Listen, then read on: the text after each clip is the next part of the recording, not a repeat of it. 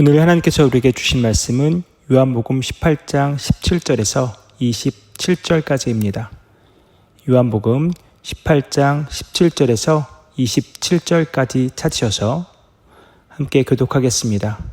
제가 먼저 17절 봉독합니다. 문 지키는 여종이 베드로에게 말하되 너도 이 사람의 제자 중 하나가 아니냐 하니 그가 말하되 나는 아니라 하고 그때가 추운 고로 종과 아랫사람들이 불을 피우고 서서 쬐니 베드로도 함께 서서 쬐더라. 대제사장이 예수에게 그의 제자들과 그의 교훈에 대하여 물으니 예수께서 대답하시되 내가 드러내놓고 세상에 말하였노라. 모든 유대인들이 모이는 회당과 성전에서 항상 가르쳤고 은밀하게는 아무것도 말하지 아니하였거늘 어찌하여 내게 묻느냐? 내가 무슨 말을 하였는지 들은 자들에게 물어보라. 그들이 내가 하던 말을 아느니라. 이 말씀을 하심에 곁에 섰던 아랫사람 하나가 손으로 예수를 쳐 이르되 내가 대제사장에게 이같이 대답하느냐 하니 예수께서 대답하시되 내가 말을 잘못하였으면 그 잘못한 것을 증언하라. 바른 말을 하였으면 내가 어찌하여 나를 치느냐 하시더라. 안나스가 예수를 결박한 그대로 대제사장 가야바에게 보내니라. 시몬 베드로가 서서 불을 쬐더니 사람들이 묻되 너도 그 제자 중 하나가 아니냐? 베드로가 부인하여 이르되 나는 아니라 하니 대제사장의 종 하나는 베드로에게 귀를 잘린 사람의 친척이라 이르되 내가 그 사람과 함께 동산에 있는 것을 내가 보지 아니하였느냐 같이 읽습니다. 이에 베드로가 또 부인하니 곧 닭이 울더라. 아멘.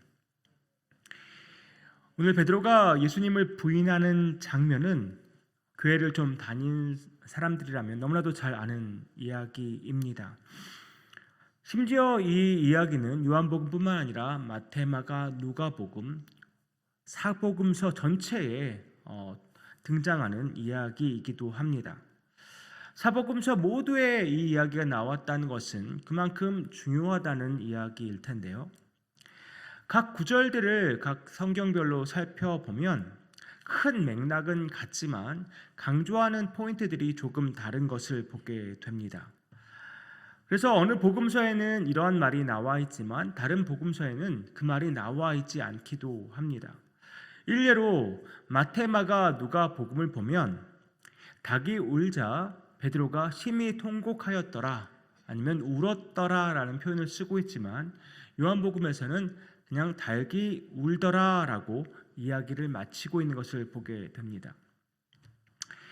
근데 특별히 이 다른 복음서들과 요한복음에서 가장 큰 차이점을 뭐냐고 말한다면 오늘 본문을 보니까 베드로가 첫 번째 예수님을 부인하는 장면과 또 두 번째, 세 번째 부인하는 장면 사이에 안나스의 신문 부분이 들어있다는 것입니다. 물론 다른 복음서에도 신문 내용이 들어있기는 하지만 이렇게 첫째 부인과 둘째, 셋째 부인 사이에 이렇게 신문 내용이 들어있는 것은 요한복음이 유일합니다. 왜 요한이 이렇게 굳이 이 안나스의 신문 내용을 베드로의 부인 장면 사이에 이렇게 집어넣었을까요? 다양한 이유가 있을 텐데요. 하지만 제가 이제 묵상하면서 드는 생각은 베드로와 예수님의 모습을 대조하기 위함이 아닐까 싶습니다.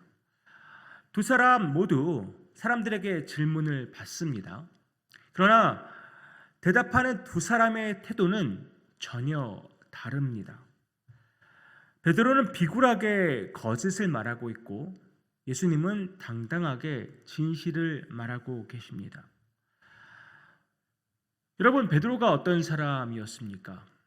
요한복음 13장 37절을 보면 베드로가 이르되 주여 내가 지금은 어찌하여 따라갈 수 없나이까 주를 위하여 내 목숨을 버리겠나이다 라고 큰 소리 쳤던 자신 있게 말했던 사람이 바로 베드로였습니다. 그뿐입니까? 바로 앞절 18장 10절을 보면 이에 시몬 베드로가 칼을 가졌는데 그것을 빼어 대제사장의 종을 쳐서 오른편 귀를 베어버리니 그 종의 이름은 말고라. 이 정도면 12제자 중에 예수님을 이렇게 열정적으로 사랑하고 따른 제자 베드로라고 아주 당연하게 말할 수 있을 것 같습니다. 그런데 오늘 본문을 보면 내가 주를 위해 목숨을 버리겠다는 그 베드로 어디에 있습니까? 말고의 귀를 칼로 쳤던 베드로는 도대체 어디에 있는 것입니까? 베드로는 지금 문을 지키던 여종의 질문 하나에도 두려워서 거짓말을 하고 있습니다. 한 번만 예수님을 부인한 게 아니라 두 번, 세 번을 예수님을 부인하고 있습니다. 마가복음 14장 71절을 보면 베드로가 저주까지 하면서 맹세하는 장면이 나오는데요. 그 구절을 공동 번역으로 읽어드립니다. 이 말을 듣고 베드로는 거짓말이라면 1000벌이라도 받겠다고 맹세하면서 나는 당신들이 말하는 그 사람은 알지도 못하오 하고 잡아떼었다. 이게 거짓말이라면 난 1000벌도 받겠습니다라고 말하면서 지금 베드로는 예수님을 부인하고 있습니다. 성도님들, 베드로가 한심스러우신가요? 내가 베드로라면 절대 거짓말도 안 하고 예수님을 절대 부인하지 않겠다고 장담하실 수 있겠습니까? 세 번이나 예수님을 부인한 베드로를 바라보면서 정말 쯔쯔쯔 혀를 차는 사람들이 많을 텐데요. 그러나 실제로 베드로의 상황에 처하게 됐을 때 그래요, 저는 예수님의 제자입니다. 지금 저기서 신문 받고 있는 선생님의 제자 맞습니다 라고 말할 수 있는 사람이 몇 명이나 될까요? 전에도 한번 소개해드린 적이 있는데요. 오스왈드 챔버스가 주님은 나의 최고봉이라는 책에서 이렇게 말합니다. 주를 위하여 내 목숨을 버리겠나이다. 베드로의 선언은 정직한 것이었지만 무지한 것이었습니다. 예수께서 대답하시되 닭 울기 전에 내가 3번 나를 부인하리라. 이 말씀은 베드로가 자신을 아는 것보다 예수님께서 베드로를 훨씬 더 잘 아시기에 할 수 있는 말씀이었습니다. 베드로는 자신에 대해서도 몰랐고 자신의 능력도 정확히 알 수 없었기에 예수님을 따를 수 없었습니다. 우리는 예수님의 매력에 빠져서 얼마든지 인간적인 충성을 맹세할 수 있습니다. 그러나 그 매력과 환상이 우리를 예수 그리스도의 제자로 만드는 것은 아닙니다. 인간적인 헌신은 어떤 때와 장소에서 예수님을 부인할 수 있습니다. 베드로가 수제자라고 불리고 또 언제나 예수님의 이너 서클에서 예수님과 친밀하게 동행했지만 여전히 베드로는 예수님을 제대로 알지 못했고 또 자기 자신도 제대로 알지 못했습니다. 주를 위해 목숨을 버리겠습니다 라고 호언장담하고 말고의 귀를 베어 버리는 것, 그것까지 베드로가 할 수 있었던 것입니다. 그는 끝까지 주를 따르지 못했고 결정적인 순간에 예수님을 부인하는 것, 그것이 베드로의 한계였습니다. 그럴 수밖에 없었던 것은 베드로가 예수님이 누구인지 제대로 깨닫지 못했기 때문입니다. 예수님이 죽고 나서 3일 만에 부활하겠다는 그 말을 깨닫지도 믿지도 못했기 때문입니다. 베드로도 그저 예수님은 이스라엘을 로마 식민지에서 구원해낼 어떤 위대한 영웅 정도로 생각했을지 모르겠습니다. 그런데 그런 예수님이, 내가 상상했던 그런 예수님이, 내가 기대했던 그 예수님이 잡혀서 저렇게 신문을 받고 있을 때 베드로는 매우 혼란스러웠을 것입니다. 그러니 너도 저 사람의 제자가 아니냐는 질문에 두려워서 거짓말을 할 수밖에 없었던 것이죠. 예수님이 인류를 죄에서 구원하실 그 위대한 메시아라는 사실을 베드로가 알았다면, 예수님이 십자가에서 죽음을 당하지만 다시 3일 만에 부활하실 것을 베드로가 믿었다면 베드로는 예수님을 부인하지 않았을 것입니다. 그래서 우리가 무엇을 알고 있는지, 무엇을 믿고 있는지가 너무나 중요한 것이죠. 안나스에게 신문을 받으신 예수님을 보십시오. 당당한 모습 아닙니까? 그동안 회당과 성전에서 진리를 가르쳤고 정말 은밀하게는 가르치지 않았다. 모든 것을 드러내놓고 진리를 가르쳤다고 예수님은 당당하게 말씀하십니다. 이 답변을 듣고서 안나스의 아랫사람이 예수님을 손으로 칠 때도 예수님은 자기가 한 말에 잘못이 있으면 증언해 보라고 당당하게 맞서십니다. 예수님은 진리 안에 서 계셨습니다. 아니, 예수님은 진리 그 자체이십니다. 그러기에 세상의 위협과 어떤 거짓 선동에도 흔들리지 않으셨던 것입니다. 하나님의 뜻을 알고 하나님의 뜻을 그대로 순종하고 계셨기 때문입니다. 진리를 제대로 알고 그 진리를 온전히 믿는 사람은 어떤 순간에도 당당할 수 있는 것입니다. 그 당당함에 안나스는 예수님을 대제사장 가야바에게 그냥 보낼 수밖에 없었습니다. 우리도 우리가 믿고 있는 주님이 어떤 분이신지 제대로 알고 있다면, 그 진리를 우리가 굳게 믿는다면 우리 역시 세상에서 당당하게 살아갈 수 있습니다. 그리고 내가 주 안에서 어떤 사람이 되었는지, 이제는 내가 어떠한 사람인지 제대로 인식하고 있다면 우리는 세상에서 당당하게 살아갈 수 있습니다. 나 자신이 잘나서가 아닙니다. 나를 구원하시고 지금도 나와 함께 하시는 예수 그리스도 주님이 위대하시기 때문에 우리가 당당할 수 있는 것입니다.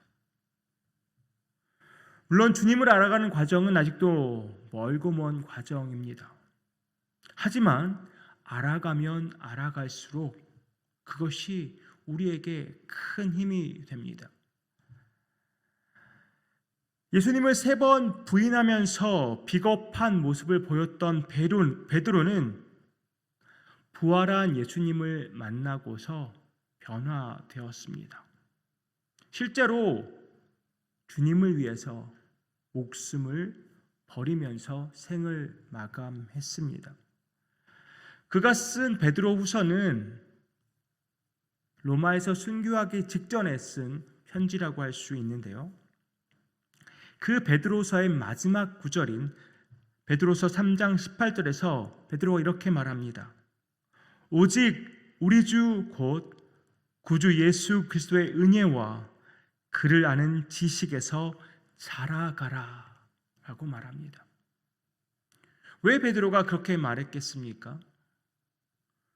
우리를 위협하고 우리를 유혹하는 세상 속에서 흔들리지 않고 요동하지 않고 당당하게 살아가려면 오직 구주 예수 그리스도의 은혜와 그를 아는 지식이 필요하다는 것을 베드로가 몸소 체험했기 때문입니다.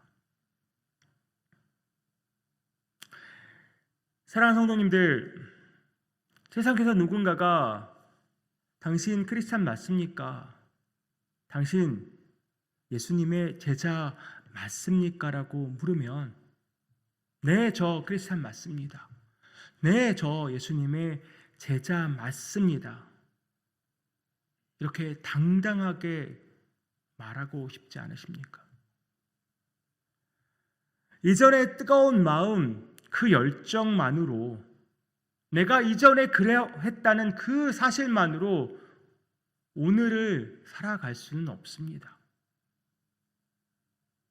이전에 내가 어떠한 모습이었는지 중요치 않습니다. 지금 내가 어떠한 모습으로 살아가는지가 중요하다는 것이죠.